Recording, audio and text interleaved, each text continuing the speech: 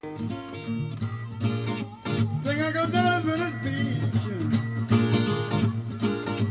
bury my head down in the sand.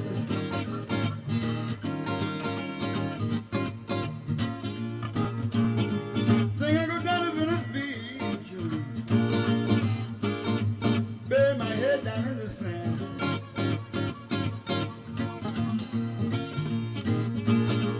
This girl that I'm loving got another man.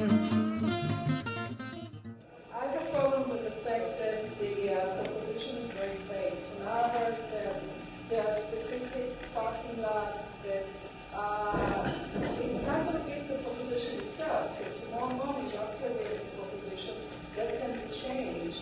And what's happening then? So where's the supervision? Where's all that? Also, my question is, why not just, and that's my question, why not just bring the people that really want to rehabilitate, that really want housing, right away from where they are to housing?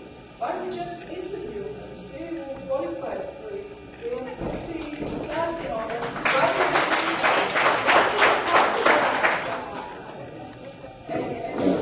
First question about the oversight of the process. There's a committee meeting tomorrow afternoon at which the council member will make the amendments that you alluded to and I spoke of. The city attorney will then write those into a new draft ordinance, which will be redistributed to the public, which will be the subject of a public hearing on April, I think it's the 13th.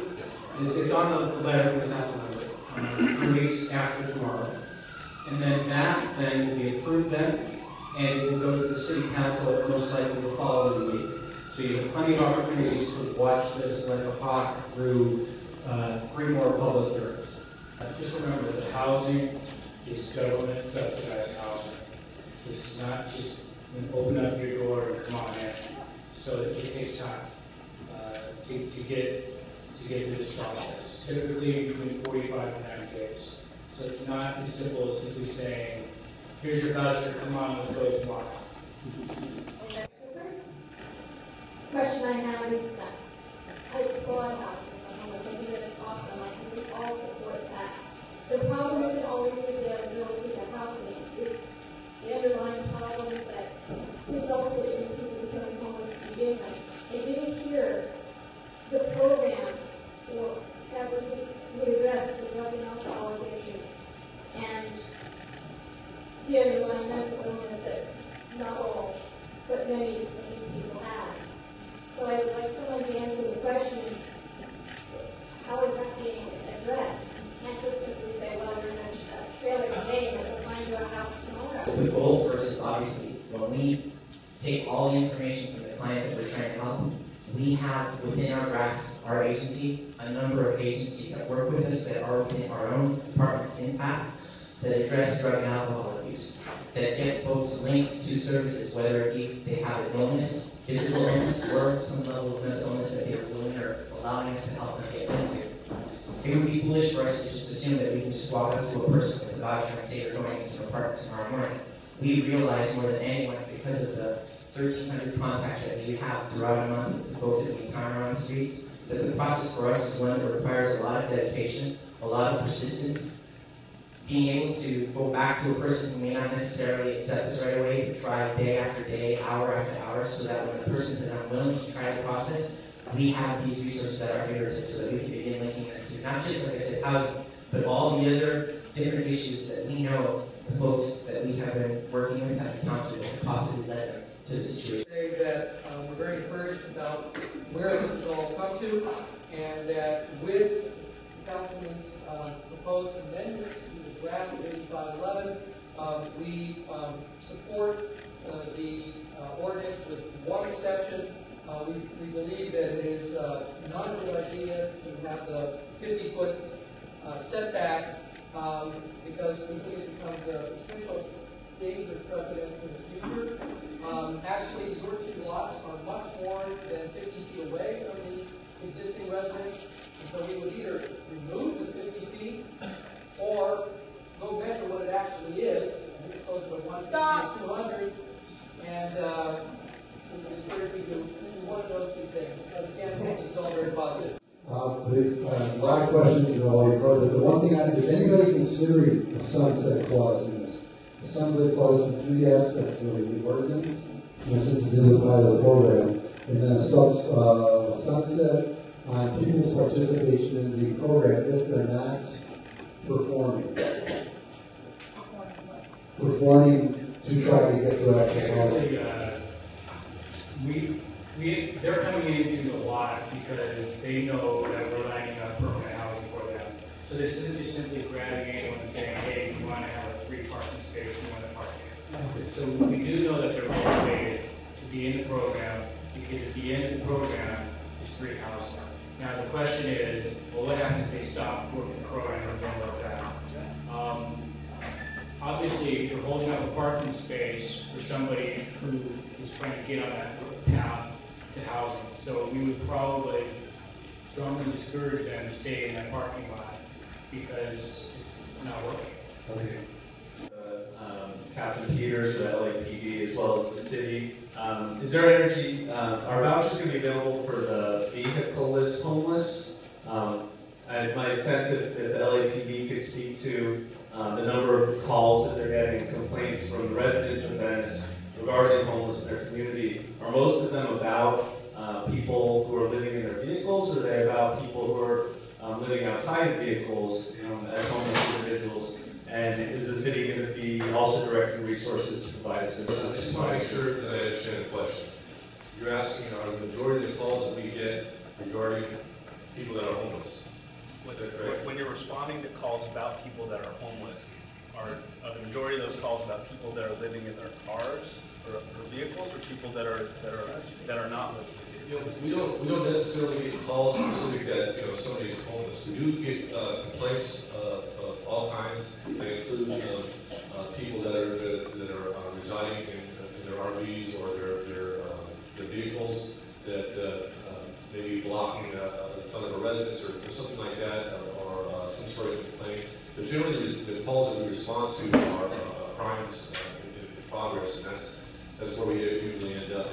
Either a crime has occurred or is occurring, and that's where we get that call. I don't know if that really answers. I talked about bringing in 20 plus additional police. That was to address some of the quality of life concerns. The response that you guys brought, have those quality of life calls and the impact that you sense from the community, have they decreased? They decreased? Proposal that I made to the chief of police at the end of last summer was to keep the additional resources that we normally have deployed for us for the beach during the summer months. The reason we did that is for one reason only, and that was because of the crime issues that we were dealing with at the time, the increase in crime specifically. And that's why the request was made. That's why those officers were retained, and that's why we've had such a dramatic reduction in the crime in that area. The whole thing is that there's only 257% one-day count that was listed on the thing. But I would like to know what ends up happening.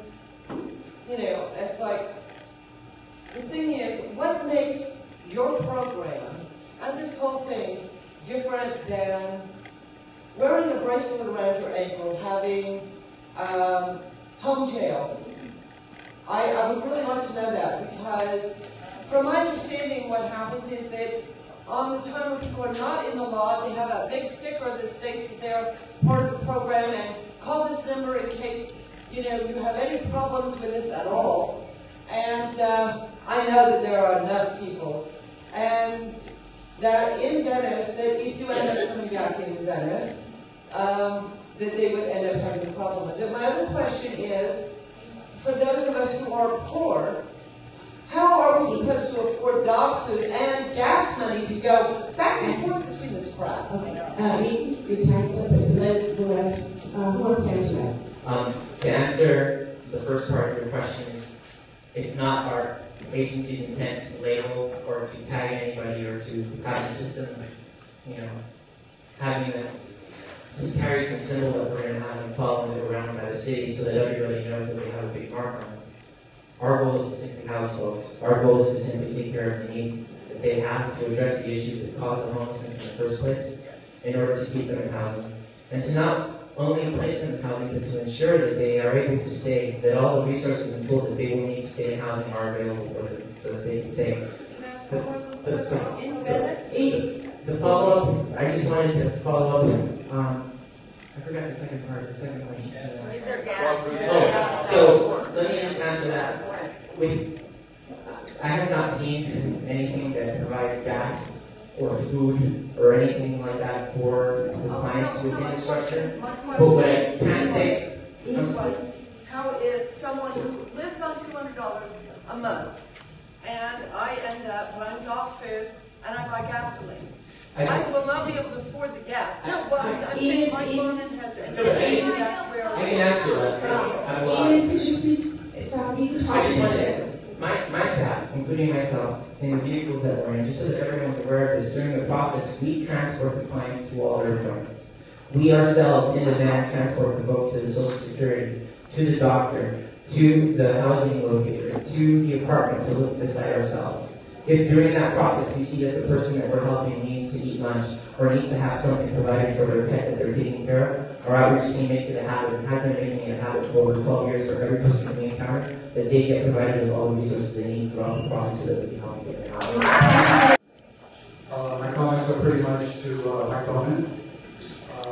I would love to support this program, however, I would ask for a few simple amendments, and then I will support it. This goes back from how you began, that it would not be implemented in residential neighborhoods. You started with 300 feet away from residences. Now you're down to 50 feet. Meet us halfway. Let's go 175 feet. Second, community chooses parking sites. Let us have the veto power. Third, give us time limits on the sites and vehicles enrolled. Let's not keep everything permanent unless the community wants it. Fourth, have repercussions for problem sites. The community can easily remove the sites that negatively affect their neighborhoods. Again, let's have a sunset clause. And vehicles involved in the program must display official number of occupants participating in the program. And again, no outdoor furniture, which has been omitted from the last draft. These simple things, put them in writing. Thank you, Sean. Put them in writing and I'll support it. Thank you. Okay. Repercussions of 8502. My belief is that it is a street jails program. And the people that were in the room that were clapping about the locations of these two lots are clearly not the people that are having this situation. They're not the people that are living in the vehicles and are needing to come up with the gas in order to commute. Because you have to get up right at 8 o'clock, and if you have a life, you're going to need to move that vehicle out of it and be pulling it into Venice. So I believe that is something that needs to be dealt with. People who need to have gas money and not necessarily be driven around. I also believe that it's not going to have an effect on many of the vehicles that you may see still here.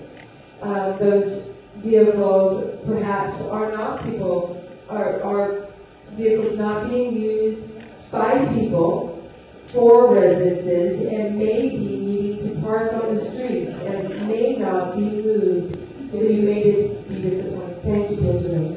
Was that a question?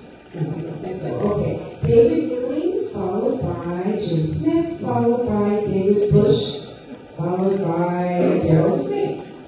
Good evening. Good evening. A couple of things. I think there's a misconception that the ordinance is the whole ball of wax here and Mike addressed this somewhat, but there's a contract between PATH and LASA which governs the program.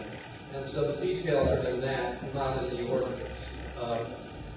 There's also a misconception that's been bandied about the Santa Barbara program being a warehousing program. Santa Barbara program has 118 spaces. They housed over 50 people last year. So we should be clear on, if we're rejecting that model, it's not because it's a warehousing program, it's for other reasons. The elephant in the room here is that Los Angeles does not provide enough housing for the homeless. That's why there was a Jones settlement. And other cities do. Other cities have been successful in doing that. So we should do everything we can. But we cannot. Oh, I'm sorry.